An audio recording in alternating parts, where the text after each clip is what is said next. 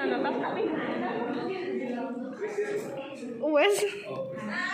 Bismillahirrahmanirrahim. Assalamualaikum warahmatullahi wabarakatuh. Waalaikumsalam warahmatullahi wabarakatuh. Baik, perkenalkan, kami dari kelompok 3 ingin menjelaskan mengenai pendekatan manajemen kelas. Nah, sebelum itu izinkan kami memperkenalkan diri terlebih dahulu, mulai dari saya sendiri. Nama saya Nasib Hamid, bertugas untuk mencari pendekatan elektik dan pendekatan analitik, pluralistik, serta contoh studi kasusnya. Saya Ria Winduri, saya bertugas mencari studi kasus. Saya Putri Nurjati, mencari studi kasus intimidasi. Saya Nurhani Sekar, bertugas mencari pendekatan sosio-emosional dan pendekatan proses kelompok. Saya Dini, 1.31.305, bertugas mencari materi pendekatan instruksional dan pendekatan perubahan tingkah laku. Saya Terawati Semomola, bertugas untuk mencari materi pendekatan kondisi dan pendekatan kecemasan. Saya Sunama Avantika Veronica, bertugas mencari materi pendekatan otoriter dan pendekatan intimidasi. Baik, demikianlah anggota dari kelompok 3 ini. Selanjutnya, dalam presentasi pendekatan manajemen kelas ini, kami membahas mengenai 10 hal. Yang pertama ada pendekatan otoriter, yang kedua ada pendekatan intimidasi, yang ketiga ada pendekatan permisif, yang keempat ada pendekatan buku masak, yang kelima ada pendekatan instruksional, yang keenam ada pendekatan perubahan perilaku, yang ketujuh ada pendekatan sosio-emosional, yang kedelapan ada pendekatan proses kelompok, yang kesembilan ada pendekatan alektik, dan yang 10 ada pendekatan analitik pluralistik. Selanjutnya, Yang pertama ada pendekatan otoriter atau pendekatan kekuasaan. Ini menurut Nur Malasari, tujuan pendekatan otoriter adalah mengontrol dan mengawasi tingkah laku peserta didik sesuai dengan arahan pendidik. Dalam pendekatan otoriter ini, siswa dituntut untuk disiplin dan taat peraturan untuk menciptakan suasana belajar mengajar yang kondusif. Kemudian sebelum pembelajaran, peserta didik dan pendidik melakukan suatu perundingan untuk memutuskan kesepakatan dalam proses belajar mengajar yang akan dilalui. Kemudian untuk menciptakan suasana di kelas yang kondusif, guru berhak memberikan sanksi terhadap peserta didik yang melakukan pelanggaran. Sanksi yang diberikan tergantung pada ringan atau beratnya pelanggaran yang dilakukan oleh peserta didik. Kemudian tujuan utama guru dalam pendekatan otoriter adalah membuat disiplin setiap individu di dalam kelas. Disiplin kelas yang baik terjadi apabila siswa duduk, diam, dan mendengarkan perkataan guru. Kemudian bila timbul masalah-masalah yang merusak ketertiban kelas, guru bisa mengadakan pendekatan yang pertama, perintah dan larangan, yang kedua, penekanan dan penguasaan, yang ketiga, penghukuman dan pengancaman, yang keempat, pendekatan perintah dan larangan. Kemudian dari yang sudah saya paparkan tadi dapat disimpulkan bahwa pendekatan otoriter merupakan pendekatan yang peranan pentingnya dipegang oleh guru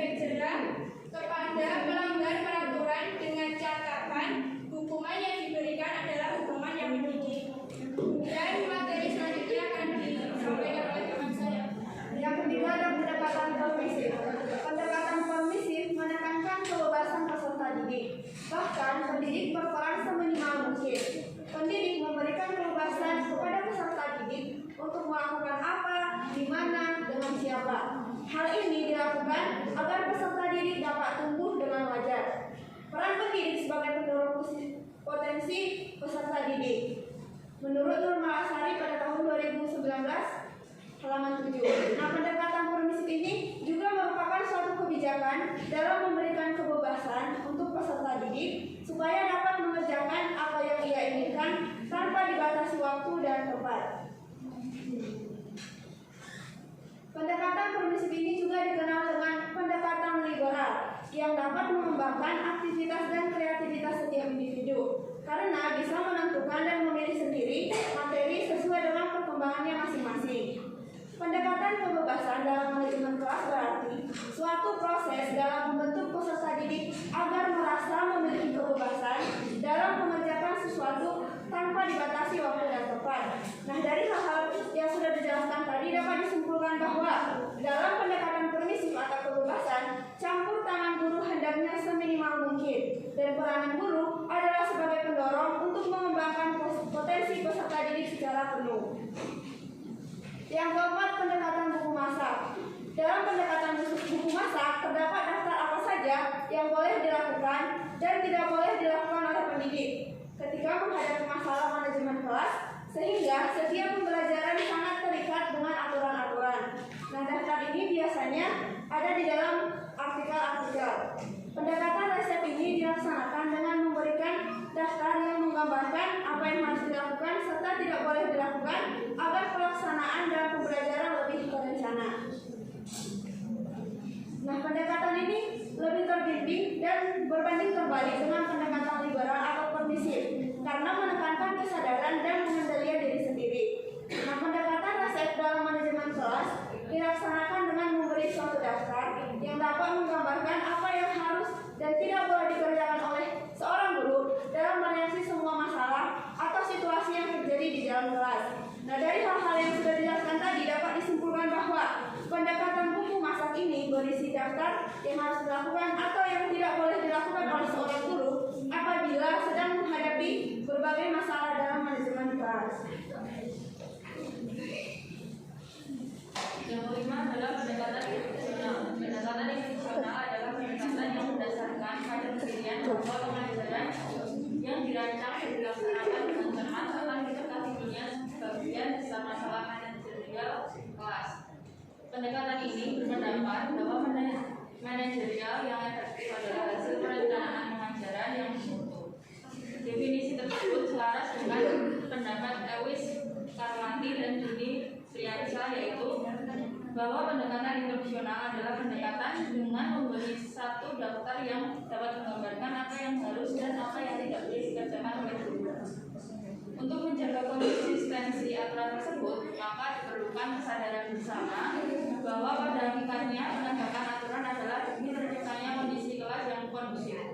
Peran pendidik dalam pendekatan instruksional adalah merencanakan pembelajaran sesuai dengan kebutuhan dan karakteristik atau kemampuan peserta didik.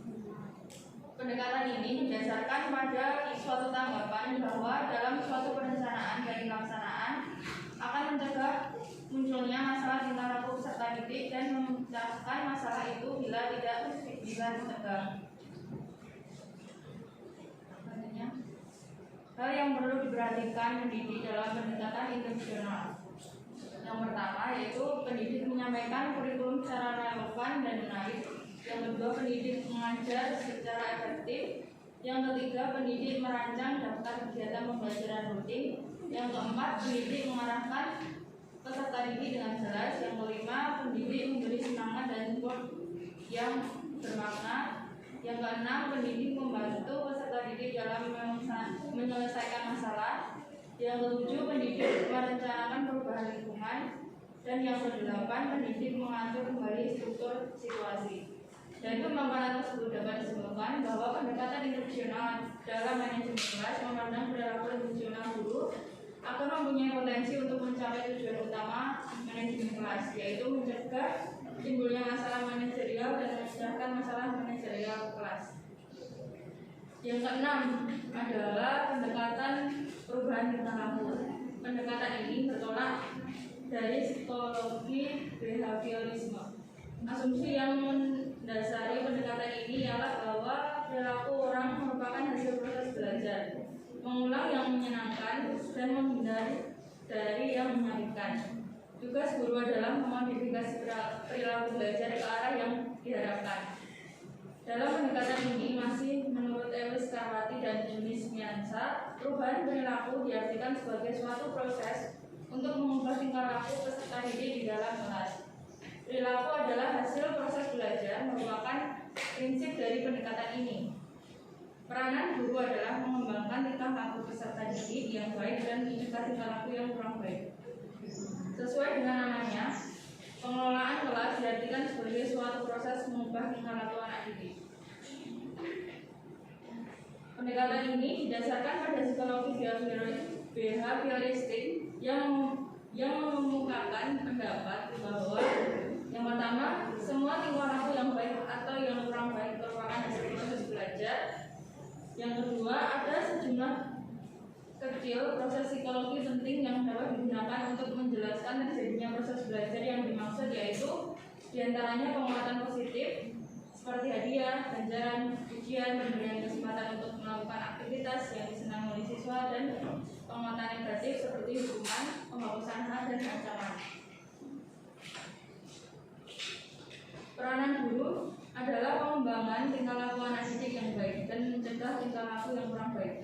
Tugas pokok guru dalam pendekatan perubahan perilaku yang pertama, memberikan stimulasi positif berupa pujian apabila perilaku sesuai yang diharapkan. Yang kedua, memberikan hukuman apabila perilaku tidak sesuai yang diharapkan. Yang ketiga, melakukan penghilangan dengan mengubah perilaku peserta didik. Dapat disimpulkan bahwa manajemen atau pengelolaan kelas dilakukan sebagai upaya untuk mengubah tingkah laku siswa dalam kelas dari yang kurang baik menjadi baik. Oleh sebab itu, kita harus mampu melakukan pendekatan berdasarkan perubahan tingkah laku agar tujuan manajemen kelas dapat tercapai dengan baik. Yang ketujuh yaitu pendekatan sosio-emosional. Pendekatan berdasarkan atas suasana perasaan dan sosial ini cenderung pada pandangan psikologis klinis dan konseling atau penyuluhan. Dan di sini guru berperan penting terhadap pembentukan hubungan antar pribadi dan peranannya dalam menciptakan hubungan yang sehat dan positif. Tugas guru dalam pendekatan ini adalah membangun komunikasi yang positif dengan peserta didik dan meningkatkan iklim sosio-emosional yang positif juga. Yang harus dibangun oleh guru yang pertama, membangun persahabatan dengan dasar memahami dan mempercayai. Dengan hal ini, siswa akan belajar produktif baik di saat didampingi guru maupun tidak. Yang kedua, membangun kesadaran peserta didik atas kesalahan yang dilakukan dan mendorong untuk menyelesaikan masalahnya. Yang ketiga, menciptakan pembelajaran yang menarik, relevan, optimis, semangat, dan penuh tanggung jawab. Dalam kata lain, melalui pendekatan sosio-emosional, guru diharapkan bisa bersikap tulus di hadapan siswa, menerima serta menghargai siswa sebagai manusia, dan dapat mengerti siswa dari sudut pandang siswa sendiri. Selain itu, jika hubungan di antara guru dengan siswa terjalin dengan baik, maka kondisi kelas pun akan menjadi kondusif, dan untuk mewujudkannya, seorang guru perlu mampu dalam membangun komunikasi. Untuk mewujudkannya, seorang guru membangun komunikasi dan interaksi secara positif dengan siswanya. Berikut merupakan contoh upaya penerapan iklim sosio-emosional. Yang pertama, penciptaan rasa kebersamaan yang terjalin antar siswa yang dibangun dengan mengembangkan prinsip kesetaraan, kesamaan tujuan, mengembangkan tugas kelompok, menjalankan acara informal bersama, saling menghargai, memberikan perilaku yang sama terhadap semua siswa, dan lain-lain. Yang kedua, menyamaratakan bentuk dan mutu bahan seragam sekolah terhadap semua siswa. Yang ketiga, menerapkan larangan bagi siswa-siswi untuk memakai pakaian yang berlebihan. Keempat, mengembangkan rasa tanggung jawab. Yang kelima, memperlakukan tata tertib untuk ditaati oleh seluruh keluarga sekolah tanpa terkecuali. 6. Menerapkan prinsip keadilan atas dasar hak dan kewajiban setiap individu. 7. Membentuk kelompok yang terdiri atas siswa yang memiliki kesamaan hobi. 8. Menghias ruang kelas menjadi lebih menarik dan menyenangkan untuk membentuk rasa nyaman dalam belajar. Dengan demikian, maka dapat disimpulkan bahwa suatu proses pendekatan sosio-emosional pada dasarnya mempunyai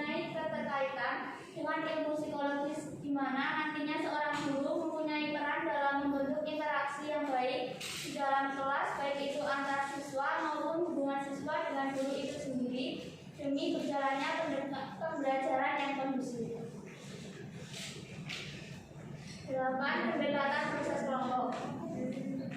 Pendekatan proses kelompok merupakan pendekatan yang membutuhkan kemampuan guru dalam menciptakan momentum yang mendorong kelompok-kelompok di dalam kelas menjadi kelompok yang efektif dan produktif. Tugas guru dalam pendekatan proses kelompok adalah membina dan memastikan bahwa setiap kelompok selalu produktif dan setiap individu berperan aktif dalam diskusi. Guru membantu kelompok belajar selalu tanggap dan aktif di dalam setiap diskusi. Pendekatan ini membutuhkan guru dalam menciptakan momentum yang dapat mendorong setiap kelompok untuk sportif, produktif, dan solutif. Terdapat unsur-unsur dalam pengelolaan kelas dalam rangka pendekatan proses kelompok yang dapat mewujudkan kelompok produktif dan efisien, antara lain yaitu sebagai berikut. Yang pertama, terjadi timbal balik tingkah laku antara guru dengan siswa maupun siswa dengan siswa. Kedua, sifat kepemimpinan yang muncul dari pihak guru maupun siswa yang mengarahkan kegiatan kelompok ke arah pencapaian tujuan yang telah ditentukan. 3. Membentuk pola persahabatan antar kelas yang membuat antar siswa menjadi produktif dengan peluang besar dari berkelompok. 4. Menghilangkan norma yang dirasa kurang baik dan mengubahnya dengan norma kelompok produktif yang dimiliki. 5. Membentuk komunikasi yang efektif. Dan 6. Mendahulukan kohesifan atau keakraban. Tujuan utama dari pendekatan ini dimaksudkan untuk membentuk kelompok yang bertanggung jawab atas perilakunya dan anggotanya saat berkelompok, karena kelompok yang efektif pastinya dapat melakukan pengawasan terhadap anggotanya. Namun, tetap dalam pengawasan guru sebagai pemimpin yang ingat sosum tulodo, imat gunungan kasa, tukuri handayani. Selain itu, dengan proses belajar berkelompok dalam pembelajaran secara tidak langsung akan berjalan bersamaan hal dan kesempatan yang sama untuk belajar di kelas dengan memanfaatkan potensi yang dimiliki setiap siswa. Dengan demikian, maka dapat disimpulkan bahwa proses kelompok sangat memberikan peran penting dalam proses pembelajaran karena potensi yang dimiliki setiap siswa akan ditampung ke dalam satu wadah atas dasar kesamarataan hak dan kewajiban, namun masih dalam pengawasan dan bimbingan seorang guru. Selanjutnya, ke-9, pendekatan pendekatan eklektik menunjuk pada sistematika yang berpegang teguh pada teori dan pendekatan kedua beberapa konsepsi atau pendekatan. Guru dalam hal ini akan merasa masih dibatasi oleh suatu teori. Maka dari itu, guru harus punya variasi pandangan pada teknik pembelajaran yang disesuaikan dengan kemampuan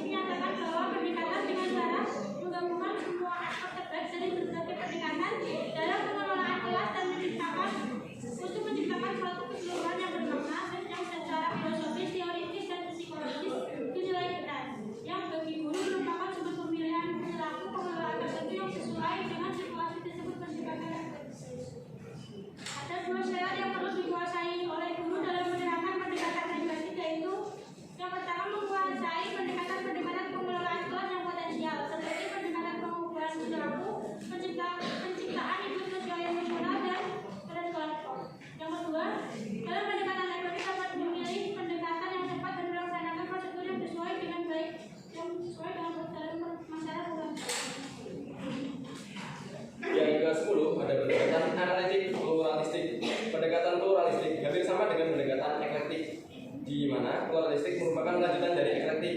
Jadi guru tidak hanya berpusat pada teori saja, harus ada inovasi, kreasi, dan variasi agar tidak terkesan terbatas. Manajemen pluralistik adalah manajemen yang menggunakan beberapa pendekatan dalam rangka mempertahankan dan menciptakan kondisi belajar yang efektif dan efisien. Pendekatan eklektis sama dengan pendekatan pluralistik, yaitu pengelolaan kelas dengan memanfaatkan berbagai macam pendekatan dalam mempertahankan kondisi belajar yang efektif dan efisien. Nah, berdasarkan pendapat di atas dapat disimpulkan bahwa pendekatan eklektik itu sama dengan pendekatan pluralistik, yaitu guru dapat secara bebas menggunakan berbagai macam pendekatan, namun juga harus bisa mempertahankan kondisi kelas yang efektif dan efisien. Yang selanjutnya itu studi kasus. Yang pertama tentang studi kasus pendekatan sosio-emosional. Masalahnya itu kurang terjadinya interaksi yang baik antara pendidik dan peserta didik. Padahal interaksi yang baik antara pendidik dan peserta didik adalah kunci keberhasilan dalam penerapan pendekatan sosio-emosional. Untuk lebih jelasnya di kondisi lapangannya itu dalam sebuah penelitian yang dilakukan oleh Izawati dan kawan-kawan di SD Negeri 18 Aceh, ditemukan hasil bahwa interaksi antara pendidik dan peserta didik masih kurang, sehingga pendidik tidak dapat mengendalikan suasana kelas dengan baik. Hal tersebut sejalan dengan penelitian yang dilakukan oleh Gita Apriati dan kawan-kawan di SD Negeri 7 Wojo.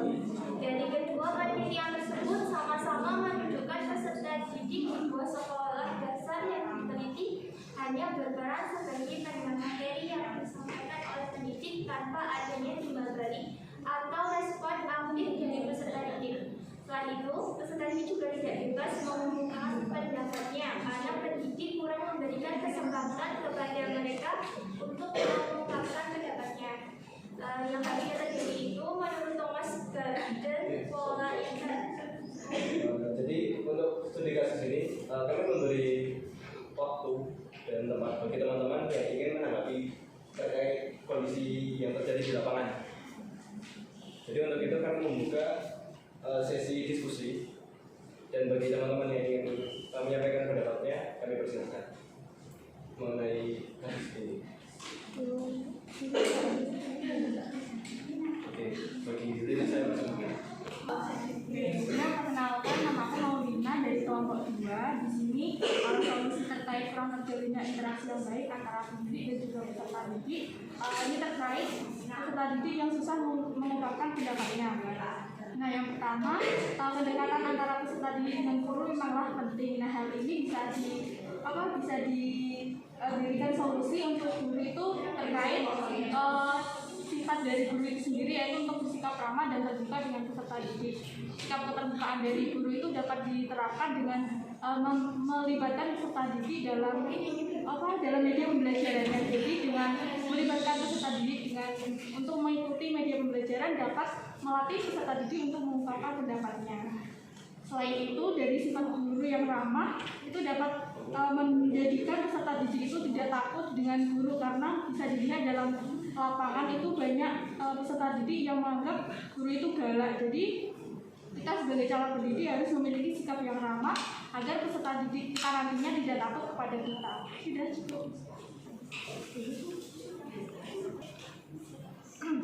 Sebelumnya perkenalkan, saya Hanifah dari kelompok 1. Kalau dari deskripsi studi kasusnya itu kan lebih ke peserta didik itu tidak bebas mengemukakan pendapatnya karena pendidik kurang memberikan kesempatan kepada mereka, dan mereka itu dalam pembelajaran peserta didik hanya sebagai pendengar materi dan guru itu hanya sebagai pemberi materi. Nah, dari itu menurut saya langkah pertama yang harus dilakukan adalah memperbaiki metode pembelajaran yang diberikan guru tersebut. Itu kan lebih ke satu arah ya. Itu nanti menurut saya guru harus mengubah cara mengajarnya menjadi dua arah atau yang biasa kita sebut sebagai studi center, agar peserta didik itu tertantang untuk aktif di kelas dan terjadi pembelajaran yang dua arah. Nah, selanjutnya adalah guru menurut saya harus mempelajari lagi bagaimana cara mengelola kelas dengan baik agar peserta didik itu antusias setiap pembelajarannya. Selain itu guru juga harus meningkatkan antusiasme dalam mengajar, karena antusiasme itu kan semangat, gairah itu kan menular ya. Jadi misal guru itu udah antusias untuk mengajar, pasti kan peserta didik juga antusias juga dalam menerima pembelajaran. Terima kasih. Saya Artika Agustina dari kelompok 5 izin menambahkan.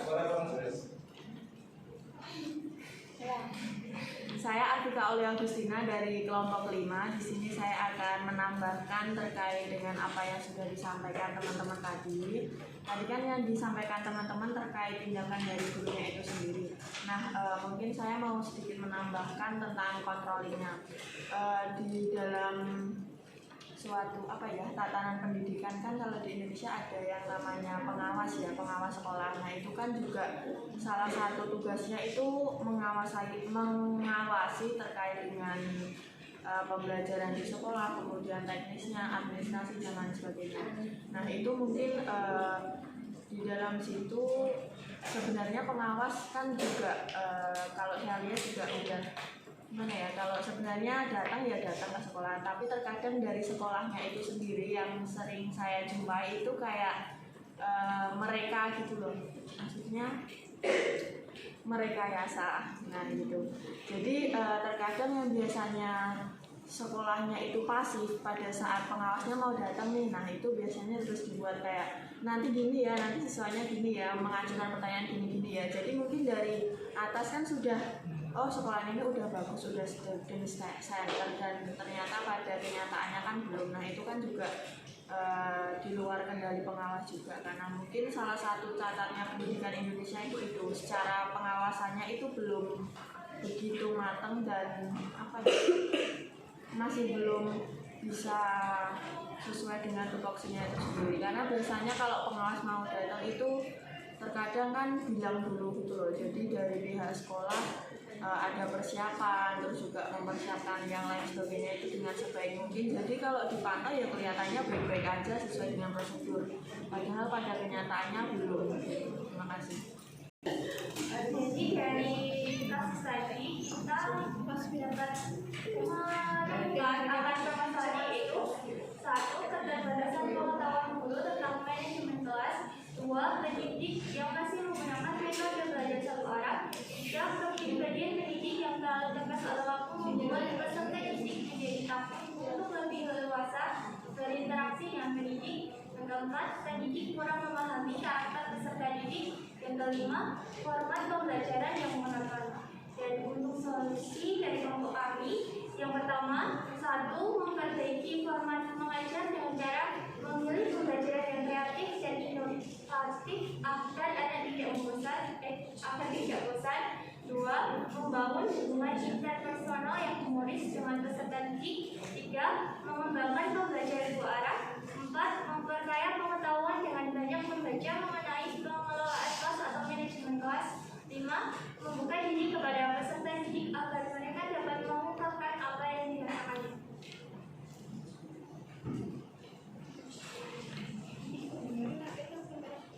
Baik, sekian solusi dari permasalahan pertama yang telah kami paparkan tadi. Selanjutnya kami akan membahas mengenai studi kasus yang kedua. Studi kasus yang kedua mengenai pendekatan intimidasi, yaitu kekerasan yang dilakukan oleh pendidik terhadap peserta didik. Hal ini menyebabkan dengan pendekatan intimidasi karena seharusnya menggunakan hal yang sewajarnya saja, tidak berlebihan dan tidak menyakiti peserta didik. Kondisi lapangan yang pertama, berdasarkan hasil monitor yang dilakukan oleh Komisi Perlindungan Anak pada tahun 2012, 39% responden menyatakan bentuk kekerasan guru kepada murid berupa tukisan, dan 34,8% menyatakan kekerasan berbentuk ucapan ada yang kasar. Menurut Kristiana 2019 halaman 60. Yang kedua, berdasarkan penelitian yang dilakukan di Kota Manado, jenis kekerasan fisik yang paling banyak dialami berdasarkan responden adalah dipukuli, kekerasan emosional adalah diejek, dan kekerasan seksual adalah diajak menonton video porno. Menurut Raja tahun 2016 halaman 6.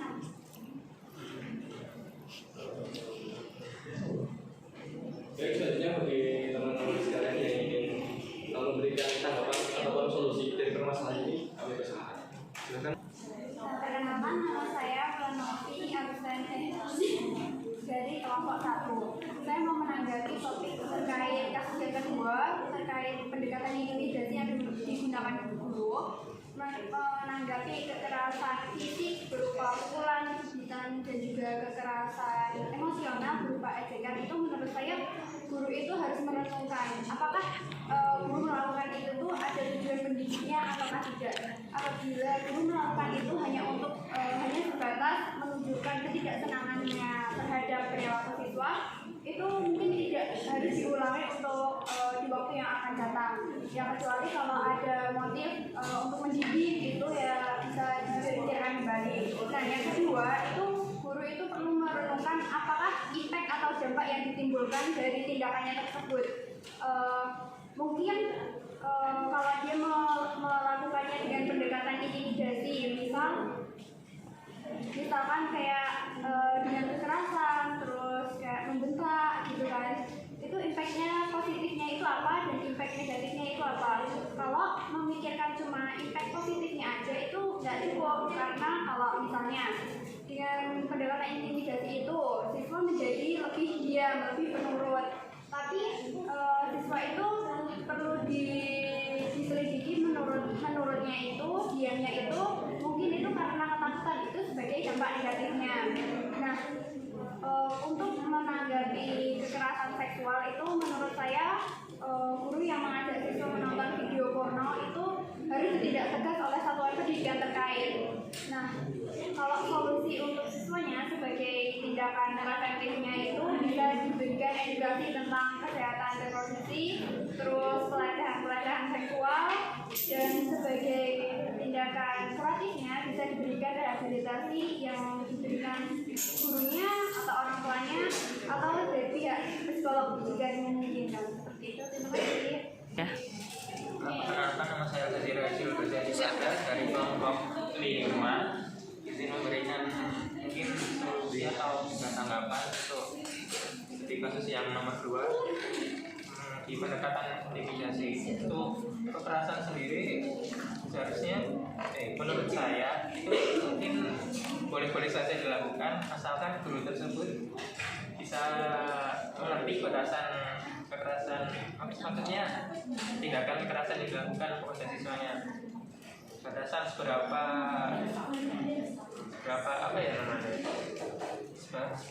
kasar itu yang diberikan kepada siswanya biar bisa diterima sebagai bentuk untuk menunjukkan ketegasan gurunya pada siswanya agar siswanya tidak terlalu menyepelekan gurunya intinya. Nah, itu kata-kata intimidasi, kekerasan yang dilakukan guru intinya harus dilakukan dengan batasan untuk menunjukkan ketegasan gurunya untuk pada siswanya. Mungkin itu sih dari saya. Semua pertanyaannya kemana? Ya baik, perkenalkan nama saya Rizal Fahmi, NIM K712124 asal Banyumas. Iya dari kelompok 6. Ya, menanggapi terkait studi kasus dari kelompok 3 terkait kekerasan yang dilakukan oleh pendidik terhadap peserta didik. Menurut pendapat saya sendiri terkait kekerasan itu seharusnya emang tidak boleh, akan tetapi saya juga sepakat dengan apa yang tadi sudah disampaikan sama Gaza, bahwasanya kekerasan itu harus ada batasannya. Dan juga menurut saya kekerasan itu sendiri tujuannya harus untuk mendidik, karena Rasulullah juga kepada anak yang udah berumur 10 tahun kalau nggak mau sholat itu boleh dipukul, dan tujuannya itu emang untuk mendidik. Dan yang area-area yang boleh dipukul itu beberapa area tertentu, contohnya tangan, kaki, nggak boleh area-area vital yang kita pukul. Jadi untuk kekerasan sendiri itu menurut saya lebih bukan untuk menunjukkan bahwa guru itu kesal terhadap peserta didiknya, akan tetapi guru itu memberikan suatu tindakan yang memang itu hal yang salah satunya bertujuan untuk mendidik siswanya. Iya, dari saya seperti itu. Berdasarkan kasus yang tadi sudah diutarakan, kami mengambil 8 masalah, yaitu yang pertama murid yang susah dinasihati walaupun dengan keadaan halus, yang kedua murid yang melakukan tindakan yang keterlaluan seperti mencuri, menyakiti teman dan belas, yang ketiga guru yang tinggi melakukan pengetahuan pendekatan manajemen kelas, yang keempat untuk masalah kekerasan seksual disebabkan karena kurangnya pengetahuan agama dari sisi pendidik dan kurangnya pendidikan seksual seks ini dari sisi pendidik. Kekerasan terjadi karena anak dianggap tidak berdaya dan mudah dibohongi. Tambahan untuk yang tentang masalah kekerasan seksual ini, sebenarnya masalahnya karena gurunya itu sendiri mungkin bisa dibilang jadi ya gimana ya, mungkin guru tersebut masih belum menikah pertama, sehingga ketika dia memiliki masalah itu dia salah menilai kepada anak yang harusnya pada yang berhalal. Nah, terus masalah kedua, karena otak dari guru itu yang sudah terlalu banyak mengkonsumsi hal-hal yang berbau pornografi mungkin, sehingga kalaupun diberi rehabilitasi, akan ketika nafsu dia sendiri guru itu oknum itu sedang bergejolak, mungkin tetap aja bakal terus berlangsung. Hal itu bakal terjadi lagi, sehingga mungkin solusi lain guru tersebut bisa diberhentikan aja. Selanjutnya solusi yang pertama, sebaiknya apabila seorang murid walaupun sudah dikasih ini dalam artian disebut dalam bahasa halus tetap bandel, guru berinisiatif untuk memberi ancaman kecil, misalnya nanti akan didatangi oleh kepala sekolah atau orang tua dia tetap bandel. Yang kedua, untuk murid yang melakukan tindakan keterlaluan hendaknya langsung menghubungi orang tuanya dan didiskusikan dengan kepala tinggi dan guru punya solusi untuk masalahnya. Yang ketiga, untuk yang ingin melakukan pengetahuan mengenai pendekatan manajemen kelas, sebaiknya memperhatikan diri dalam artian menentukan diri untuk melakukan pengajaran yang maksimal, apa yang seharusnya dilakukan dan apa yang harus tidak dilakukan. Guru bisa belajar melalui ekspor untuk mendapatkan beberapa informasi demi pengembangan potensi dan kompetensi yang dimilikinya agar suatu saat menjadi masalah terus sudah punya bekal untuk penyelesaiannya. Yang keempat, memberikan anak-anak edukasi atau sosialisasi tentang kekerasan seksual guna mencegah hal yang tidak diinginkan.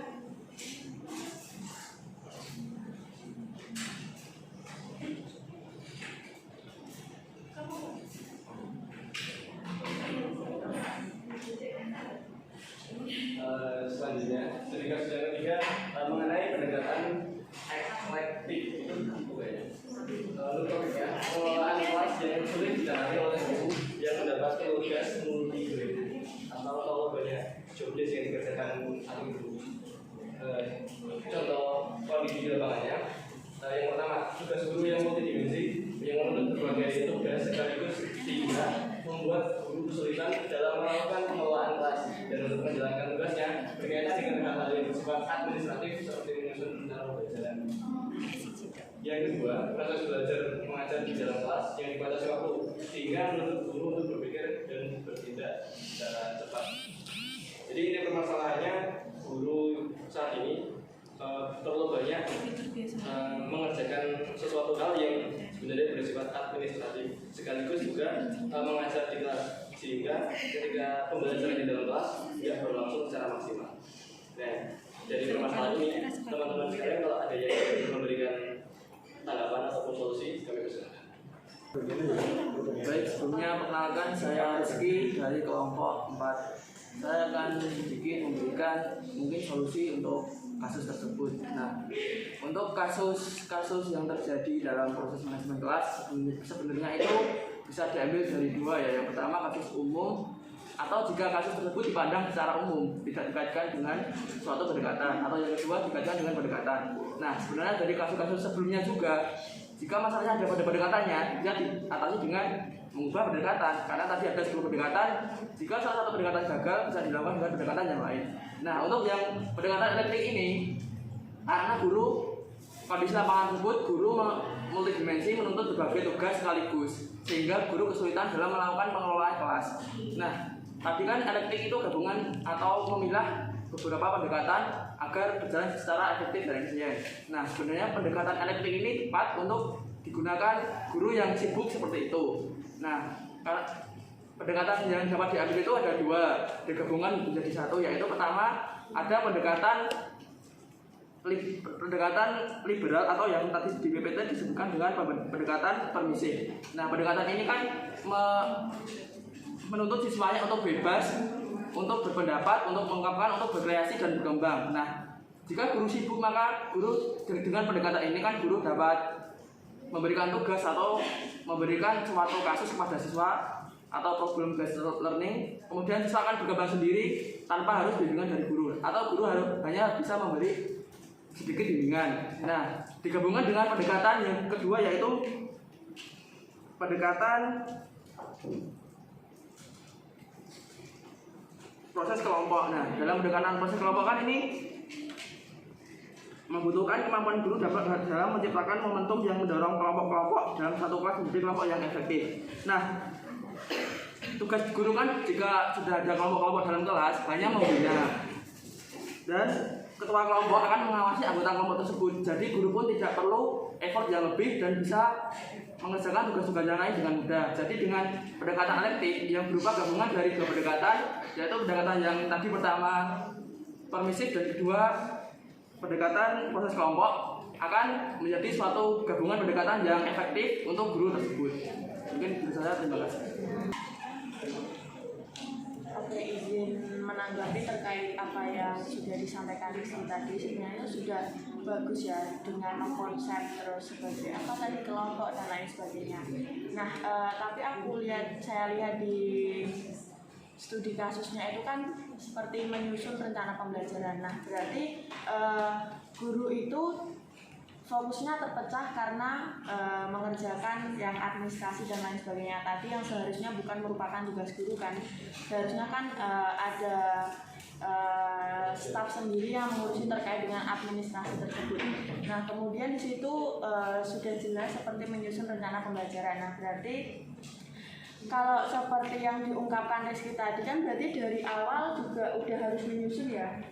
Nah, kemudian di awal udah disusun, berarti tinggal berjalan. Nah, terus misalkan dari kita juga sibuk dengan administrasi, kemudian dalam pengawasannya itu juga kurang maksimal. Kalau misal kayak dibentuk kelompok, terus kemudian diberikan tugas, nah itu juga ada peluang dari siswanya juga kurang terarah gitu. Jadi menurut saya gangguan administrasi itu emang sangat mempengaruhi terkait dengan hasil dari pembelajaran siswa gitu. Meskipun sudah dirancang sedemikian rupa, akan tetapi tetap kurang maksimal gitu. Tapi apa yang disampaikan Rizky tadi udah bener banget. Kalau misalkan dalam sekolah itu udah kepepet, nggak ada yang ngerjain administrasi, nah itu bisa dijadikan alternatif yang baik gitu.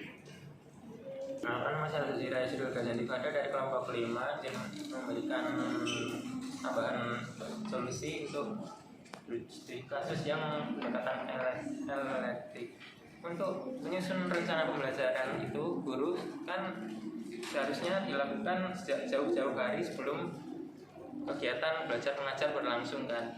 Itu mungkin untuk menyusun rencana pembelajaran bisa disusun selama kurang lebih untuk berapa kali pertemuan atau mungkin satu semester jika memungkinkan.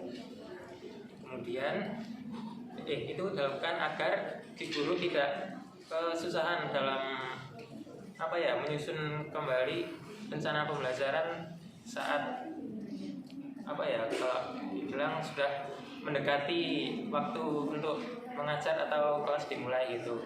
Intinya menyusun rencana pembelajaran itu seharusnya dilakukan jauh-jauh hari sebelum kegiatan belajar mengajar itu berlangsung, sehingga tidak mengganggu tugas guru dalam mengajar di kelas karena memikirkan rencana pembelajaran yang selanjutnya. Untuk administrasi sendiri, selain menyusun rencana pembelajaran, mungkin ada administrasi yang berhubungan dengan sekolah itu mungkin mungkin si guru diberikan tugas untuk mengurusi administrasi, misal dana bos atau kegiatan sekolah lain, mungkin bisa dibantu oleh guru lain atau staf-staf yang ada di sekolah. Nah, untuk proses belajar mengajar di dalam kelas yang dibatasi waktu itu mungkin juga guru sudah bisa mengatur di rencana pembelajaran yang akan dibuat, sehingga pas pelaksanaannya itu guru bisa mengira-ngira lah sejauh mana pembelajaran itu bisa berlangsung dan materinya tersampaikan oleh siswa. Mungkin itu saja dari saya. Terima kasih. Baik, terima kasih Gaja atas pendapatnya. Baik, mungkin kami cukupkan sekian saja untuk sesi diskusi dari 3 topik ini. Kami akan memberikan solusi berdasarkan masalah yang terakhir ini.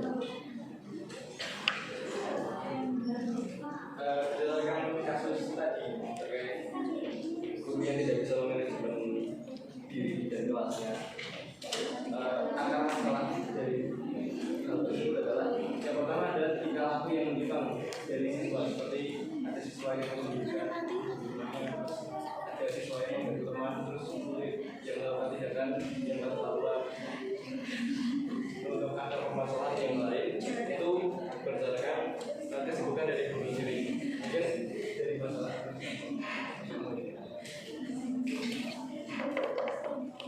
Untuk solusinya, guru diharapkan bisa merencanakan setiap kegiatan dari awal hingga akhir, mulai dari rencana pembelajaran, sehingga ketika guru terbebani dengan berbagai masalah atau berbagai urusan administrasi, itu masih tetap bisa memanajemen kelas.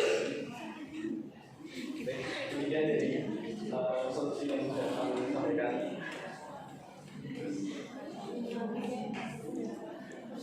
Dan ya, sekian presentasi yang dapat kami sampaikan hari ini. Lebihnya datangnya dari Tuhan, kurangnya dari kami sendiri. Maafkan bila kami memiliki banyak kesalahan. Sekian, wassalamualaikum warahmatullahi wabarakatuh.